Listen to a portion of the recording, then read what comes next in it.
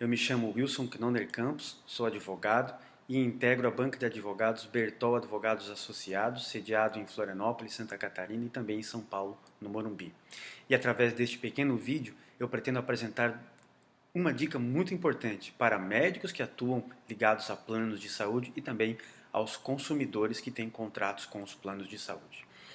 Se você já lidou, teve que lidar com alguma situação de cobertura de tratamento negado por um plano de saúde, e se você é médico também já precisou lidar com essa situação, preste atenção nessa dica que eu vou dar, que ela é muito importante.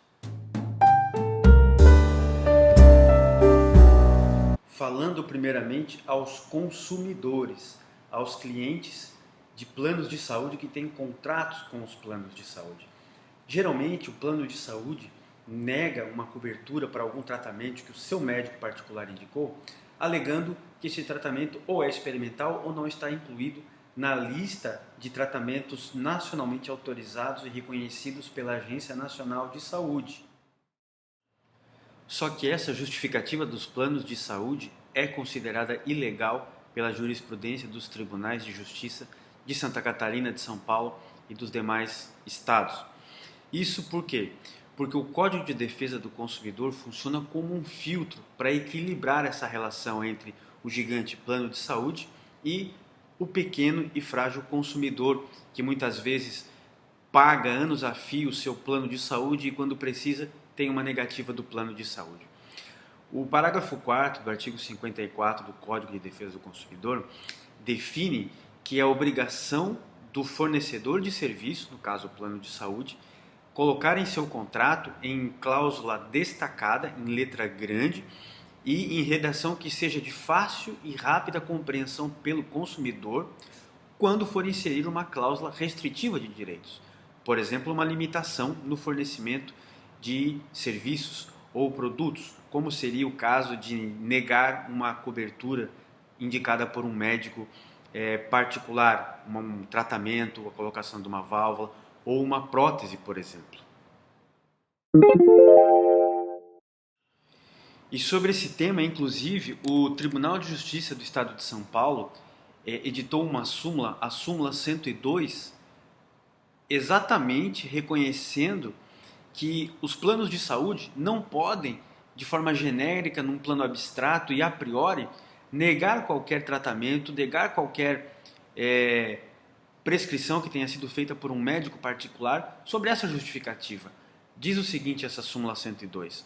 Havendo expressa indicação médica, é abusiva a negativa de cobertura de custeio de tratamento sob o argumento da sua natureza experimental ou por não estar previsto no rol de procedimentos da ANS. Ou seja, o Tribunal de Justiça de São Paulo, assim como de Santa Catarina, entendem que não pode, de forma genérica, o plano simplesmente negar o tratamento com base nessa argumentação de que não está na lista da ANS, justamente porque se interpreta, à luz do Código de Defesa do Consumidor também e do princípio da boa-fé objetiva, que essa lista da ANS ela é um rol aberto, um rol mínimo e não um rol exaustivo, um rol fechado que não pode ser complementado, sob pena até da fossilização, do engessamento e do impedimento da progressão da própria ciência e do tratamento médico, não poder entrar as novidades no Brasil.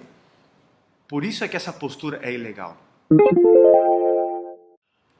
Agora, especificamente em relação aos médicos, essas posturas de alguns planos de saúde também violam o Código de Ética Médica. Por quê? Porque o artigo 8º do Código de Ética Médica atribui ao profissional médico uma liberdade técnico-científica para determinar qual é o melhor procedimento, melhor terapia para a cura ou para atenuar o sofrimento dos pacientes. E o artigo 8º diz que o médico ele não pode renunciar a essa liberdade profissional e não pode admitir quaisquer restrições ou imposições na eficácia e correção do seu trabalho. Mas quando um plano nega um tratamento recomendado pelo médico, está, na verdade, interferindo na eficácia e correção do trabalho médico. Também o artigo 10º do Código de Ética Médica proíbe que terceiros explorem de forma comercial a atividade médica. E muitas vezes os planos de saúde, ao invés de se preocuparem em garantir um acesso amplo aos tratamentos, simplesmente pensam no seu lucro em detrimento dos pequenos consumidores.